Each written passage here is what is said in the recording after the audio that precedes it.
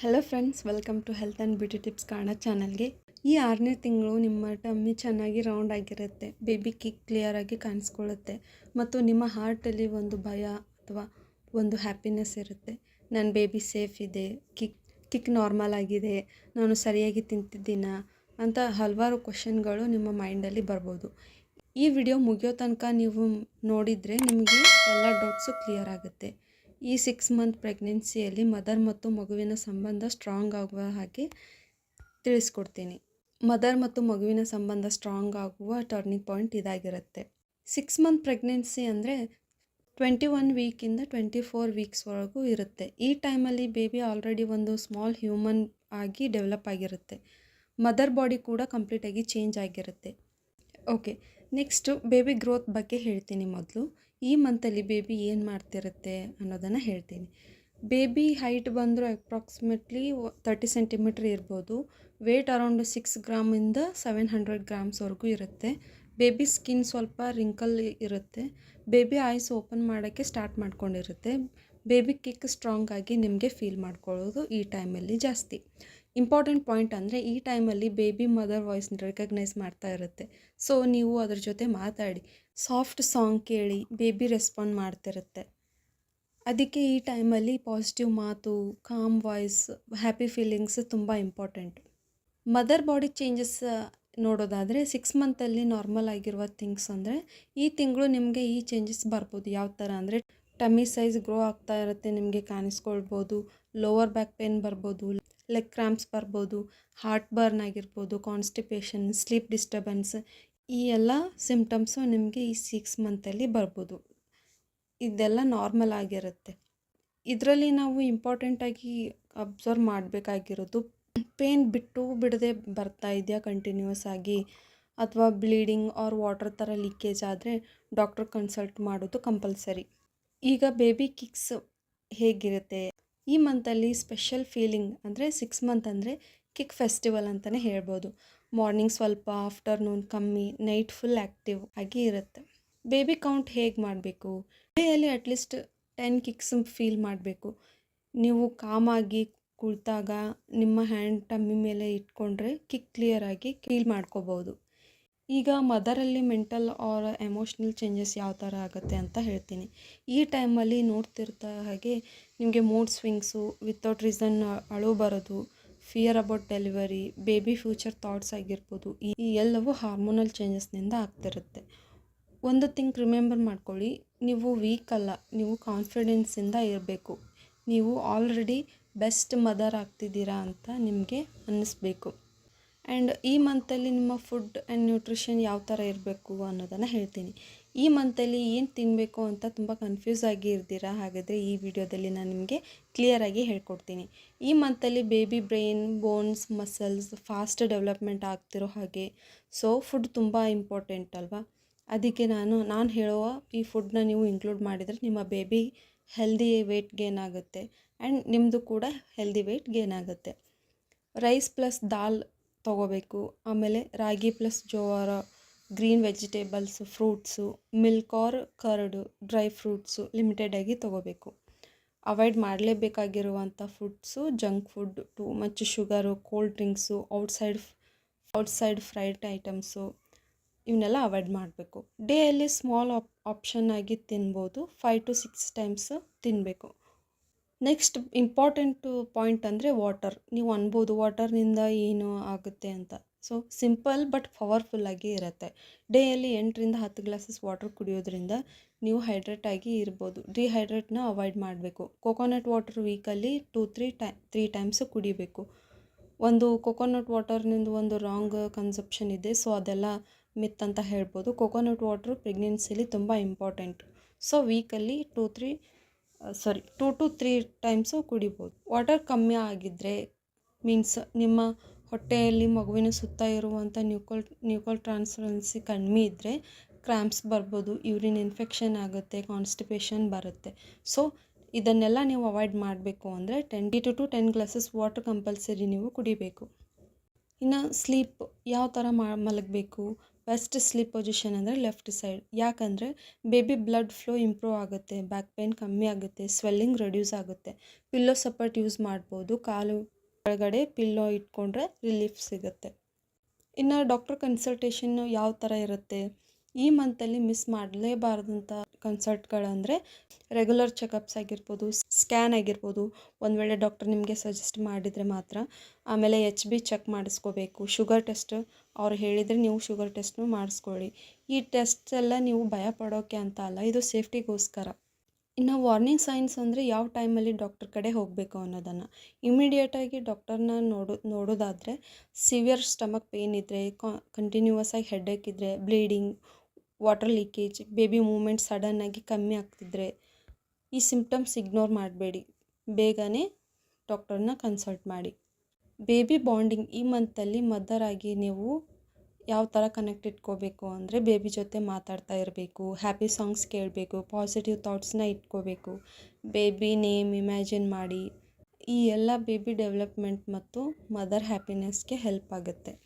ಇನ್ನು self ಕೇರಲ್ಲಿ first ಬರುತ್ತೆ mother. ಈ ಪ್ರೆಗ್ನೆನ್ಸಿ ಜರ್ನಿಯಲ್ಲಿ ಬೇಬಿ ಇಂಪಾರ್ಟೆಂಟ್ ಆದರೂ ಫಸ್ಟ್ ಅಮ್ಮನೇ. ಸ್ಟ್ರೆಸ್ ಬೇಡ, ಓವರ್ ಥಿಂಕಿಂಗ್ ಬೇಡ, ಕಂಪ್ರೆಷನ್ ಬೇಡ, ಸೋಷಿಯಲ್ ಮೀಡಿಯಾ ಪ್ರೆಷರ್ ಬೇಡ. ನೀವು ಆಲ್ರೆಡಿ ಬೆಸ್ಟ್ ಮಾಡ್ತಿದ್ದೀರಾ ಅಂತ ಫೀಲ್ ಮಾಡಿಕೊಂಡು ನೀವು ಆಲ್ರೆಡಿ ಬೆಸ್ಟ್ ಆಗಿದ್ದೀರಾ. ಇನ್ನು 6 ಮಂತಲ್ಲಿ ಬೇಬಿ ಇಂಟರ್ನಲ್ ಡೆವಲಪ್ಮೆಂಟ್ ಯಾವ ಥರ ಇರುತ್ತೆ ಅನ್ನೋದನ್ನು ಸ್ವಲ್ಪ ಡೀಪಾಗಿ ನೋಡ್ಕೊಳ್ಳೋಣ. ಈ ಟೈಮಲ್ಲಿ ಬೇಬಿ ಔಟ್ಸೈಡ್ ಗ್ರೋ ಮಾತ್ರ ಅಲ್ಲ, ಇನ್ಸೈಡ್ ಆರ್ಗನ್ಸು ಕೂಡ ಮೆಚ್ಯೂರ್ ಆಗ್ತಿರುತ್ತೆ.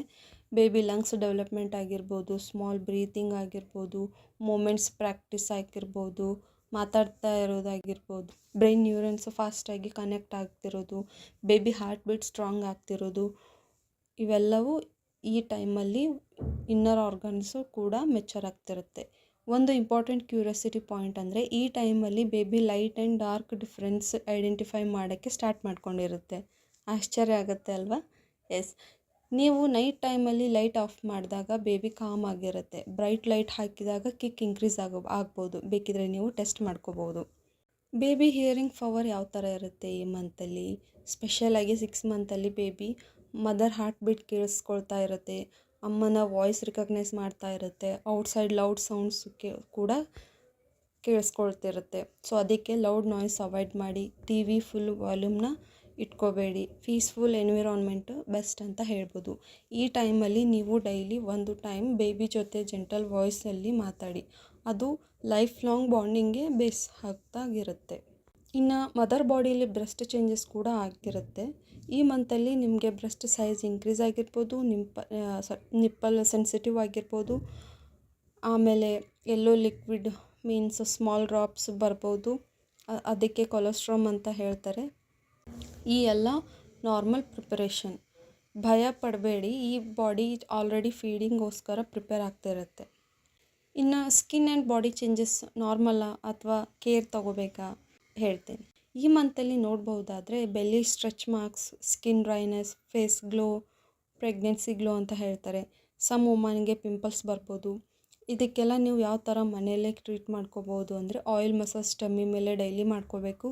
ಟೂ ಮಚ್ ಕೆಮಿಕಲ್ಸ್ ಅವಾಯ್ಡ್ ಮಾಡಿ, ನ್ಯಾಚುರಲ್ ಮಾಯ್ಶ್ಚರೈಸರ್ನ ಯೂಸ್ ಮಾಡಿ. ಸ್ಟ್ರೆಚ್ ಮಾರ್ಕ್ಸ್ ಪ್ರಿವೆಂಟ್ ಮಾಡೋಕ್ಕೆ ಕಂಪ್ಲೀಟ್ ಪಾಸಿಬಲ್ ಇಲ್ಲ, ಬಟ್ ಕೇರ್ ಮಾಡಿದರೆ ಕಮ್ಮಿ ಆಗುತ್ತೆ ಅಷ್ಟೆ.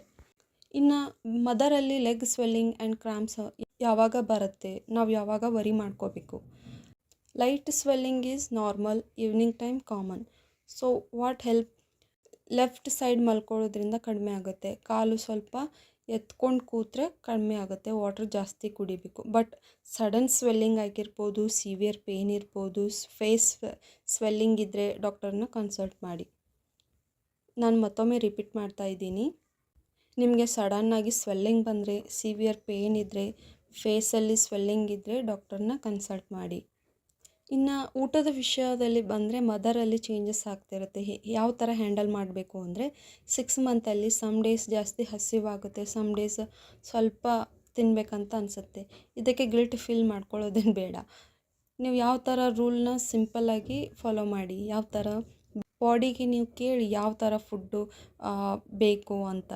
ಮೀನ್ಸ್ ಅದು ಜಂಕ್ ಫುಡ್ನ ಅಟ್ರಾಕ್ಟ್ ಮಾಡ್ತಿದ್ರೆ, ಬಟ್ ನೀವು ನ್ಯೂಟ್ರಿಷನ್ ಸ್ಮಾಲ್ ಮೀಲ್ಸ್ನ ನೀವು ಕಳಿಸ್ಬೇಕು.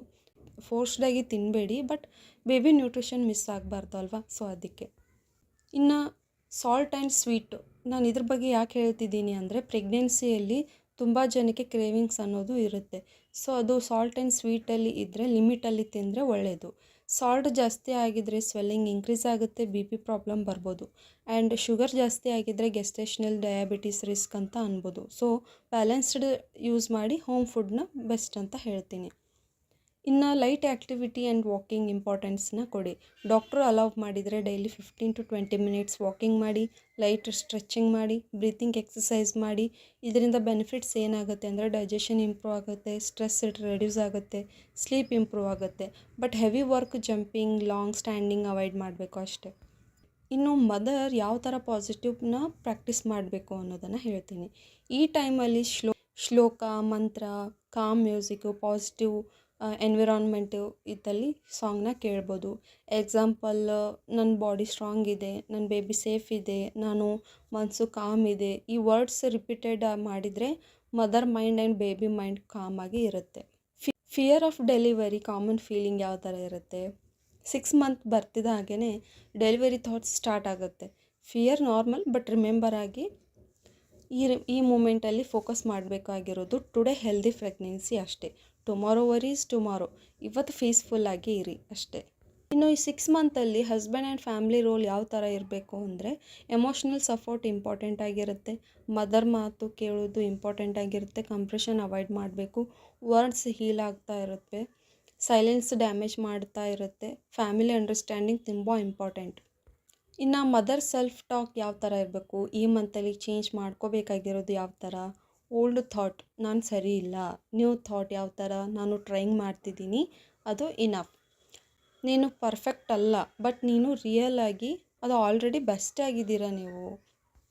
ಸೊ ಈ 6 ಮಂತ್ ಅಂದರೆ ಸಾಧಾರಣ ತಿಂಗಳು ಅಲ್ಲ, ಇದು ಮದರ್ ಮತ್ತು ಮಗುವಿನ ಒಂದು ರಿದಮಲ್ಲಿ ಕನೆಕ್ಟ್ ಆಗುವಂಥ ಟೈಮು. ಆ್ಯಂಡ್ ಈ 6 ಮಂತಲ್ಲಿ ನಿಮ್ಮ ಲೈಫಲ್ಲಿ ಒಂದು ಬ್ಯೂಟಿಫುಲ್ ಸ್ಟೇಜ್ ಆಗಿರುತ್ತೆ. ಕಿಕ್ ಪ್ಲಸ್ ಎಮೋಷ್ನಲ್ ಡ್ರೀಮ್ಸ್ ಎಲ್ಲ ಒಂದೇ ಜರ್ನಿಯಲ್ಲಿ ಇರುತ್ತೆ. ನೀವು ಅಲೋನ್ ಆಗಿ ಇರಬೇಡಿ, ಈ ಜರ್ನಿಯಲ್ಲಿ ನಾವು ನಿಮ್ಮ ಜೊತೆ ಇದ್ದೀವಿ.